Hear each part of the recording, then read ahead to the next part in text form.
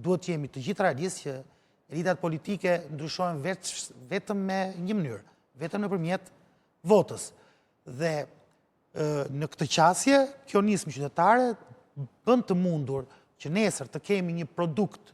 i cili është më i pastër për sa i përket ndryshimeve dhe më i afërt për sa i përket dëshirës për ndryshim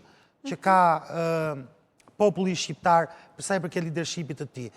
Duke ndryshuar sistemin jo më me 12 rajone, duke ndryshuar mënyrën e preferencave që japim, jo me listë mbyllur dhe me listë hapur e tjerë me radhë, unë do t'ja u shpjegoj më pas se si do t'jetë, si është sistemi që është ideuar nga kjo nismë qytetare,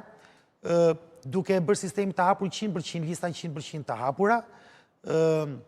duke mos e ndarë më vendin në 12 rajone, po vetëm në 4 rajone, dhe në këtë mënyrë nuk e nevoja së prekës kushtetutën për të ndryshuar sistemin zgjedhor, se përmban po të njëjtin sistem zgjedhor, proporcional rajonal, po jo më me 12 rajone, për vetëm me 4 rajone, dhe këto rajone se cila prodhojnë të paktën mbi 20 deputet se cili rajon, dhe shuma e tyre bën 140 deputetet. Dhe në këto rajone, në listat që paraqiten në këto rajone janë 100% hapura,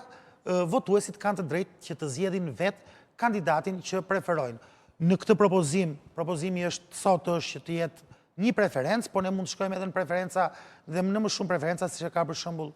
Kosova, që e ka me 10 preferenca. Idealja do të ishte diku tek 5 preferenca për çdo